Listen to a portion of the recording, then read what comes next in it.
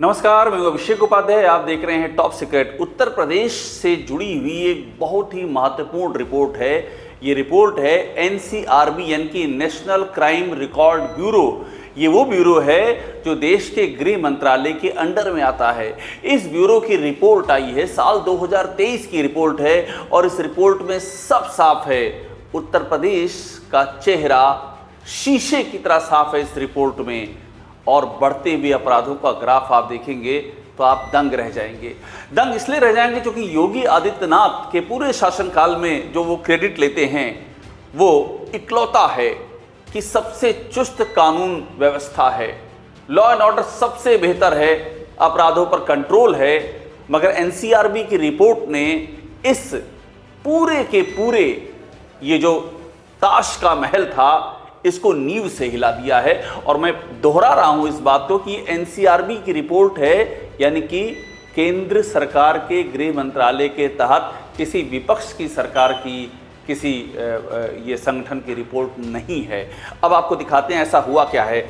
आप यहाँ योगी आदित्यनाथ को देख रहे होंगे, यहाँ पुलिस दिख रहे होंगे। अब आपको मैं पहली तस्वीर आपको दिखाता हूँ। ये देखिए, पहली तस्वीर कहती है कि एनसीआरबी के आंकड़ों ने चौंकाया, महिलाओं के खिलाफ अपराध में यूपी नंबर 1 है। महिलाओं के खिलाफ जो अपराध दर्ज हुए हैं, इतने ज़्यादा महिलाओं के खिलाफ अपराध हुए हैं, ये एनसीआरबी की रिपोर्ट कहती है। आप सोचिए, महिला सुरक्षा के दावों का क्या हश्र होता होगा। मैं आपको यहीं पर याद दिलाऊंगा कि अभी हाल ही में एक वाकया सामने आया है।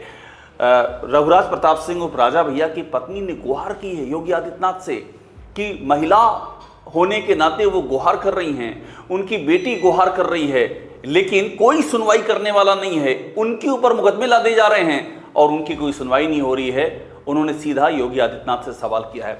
अब इसके आगे कहानी बताता हूं मैं आपको। ये देखिए, ये आगे की कहानी है और ये कहानी आपको बताएगी कि किस तरह से महिला सुरक्षा की कितनी ये अखबार लिखता क्या, आप ध्यान दीजिएगा।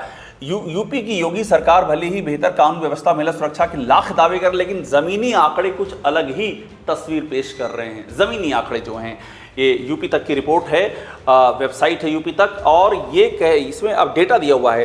ताज़ा रिपोर्ट कहती है 2023 में 4.5 लाख, टोटल देश भर में 4.5 लाख मामले दर्ज किए जाते हैं। अब उत्तर प्रदेश का हाल देख लीजिए।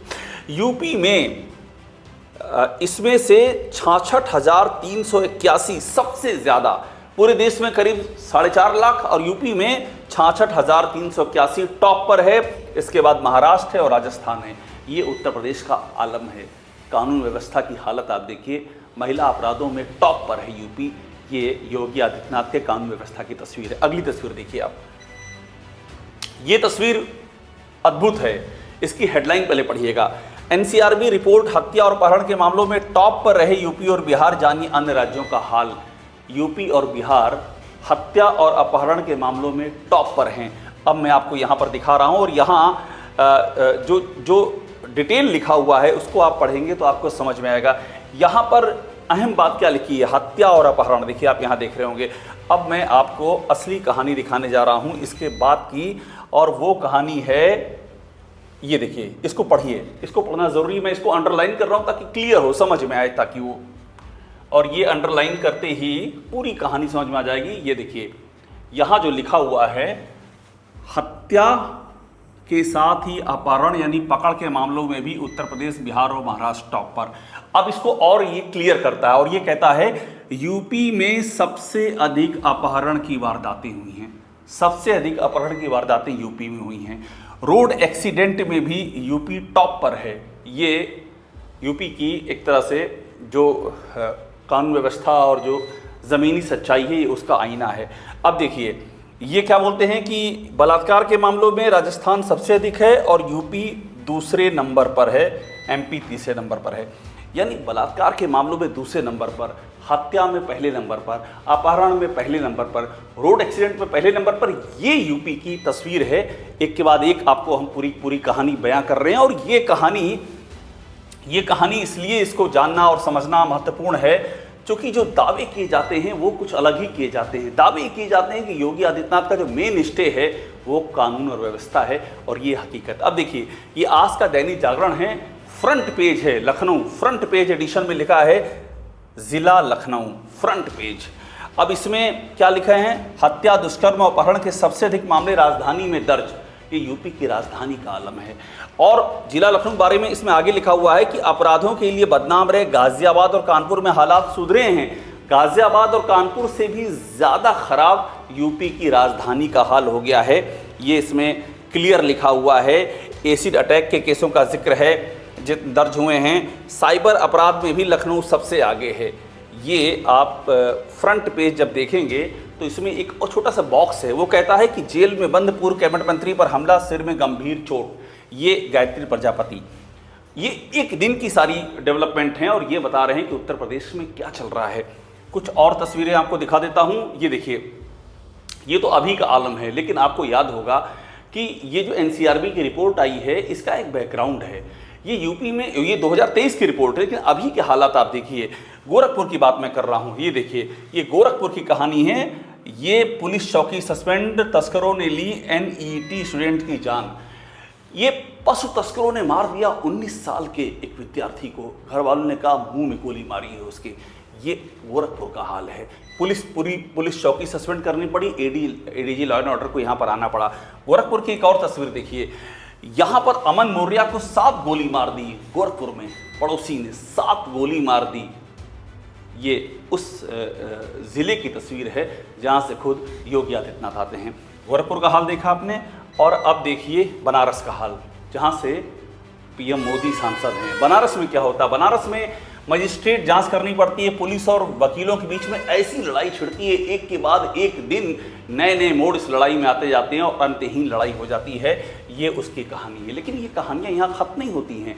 ये क्यों हो रहा है ये भी जानना ज़रूरी है। ये इसलिए हो रहा है क्योंकि कोई एक्शन नहीं होता है। यूपी की हालत इतनी दयनीय यूँ हो गई है क्योंकि जो पुलिस अधिकारी जिम्मेदार पाए जाते हैं, जिन पर जिम्मेदारी तय की जानी चाहिए, उन पर कोई एक्शन नहीं होता है। आपको याद होगा महाकुंभ, किस तरह से महाकुंभ में भगदड़ भी इतनी जाने गई और उसमें भी लापरवाही, अव्यवस्था, इन सब का चरम सामने आया।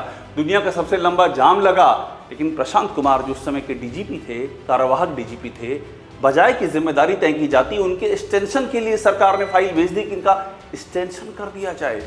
यानी कि बजाय जिम्मेदारी तय करने के लिए जो मुखिया हैं उनका एक्सटेंशन किया जाएगा। उस समय के चीफ सेक्रेटरी मनोज कुमार सिंह, उनके भी एक्सटेंशन के लिए फाइल भेज दी गई। जो अधिकारी वहां तैनात थे, उस सबसे बड़ी, जिसे माना जा रहा है अब तक के आधुनिक जो ये इतिहास है किसी धार्मिक आयोजन का, उसमें सबसे बड़ी विभीषिका माना जा रहा है। उन पुलिस अधिकारियों को भी वहां से हटने के बाद, वहां का काम पूरा होने के बाद अच्छी तैनातियां दे दी गई। तो ये जो सिचुएशन सामने आ रही है, ये बता रही है कि हालात कितने गंभीर हैं। और मैं फिर से दोहरा रहा हूं, उत्तर प्रदेश में अगर कानून व्यवस्था का ये हाल है तो आप समझ लीजिए कि इस प्रदेश की ज़मीनी हकीकत क्या है, जिसका सबसे अधिक ढोल पीटा जाता है, जिसके बारे में सूचना का प्रचार तंत्र दिन रात जी जान लगा के काम करता। अगर वहाँ की हालत इतनी दयनीय है तो पूरी पिक्चर कितनी ज़्यादा चिंताजनक होगी, कितनी दयनीय होगी। और ये इस प्रदेश की कानून व्यवस्था, प्रशासनिक सुव्यवस्था और साथ में इसके भविष्य के लिए कितनी बड़ी चुनौती है। ये टॉप सीक्रेट को देखते रहिए, लाइक कीजिए, सब्सक्राइब ज़रूर कीजिएगा।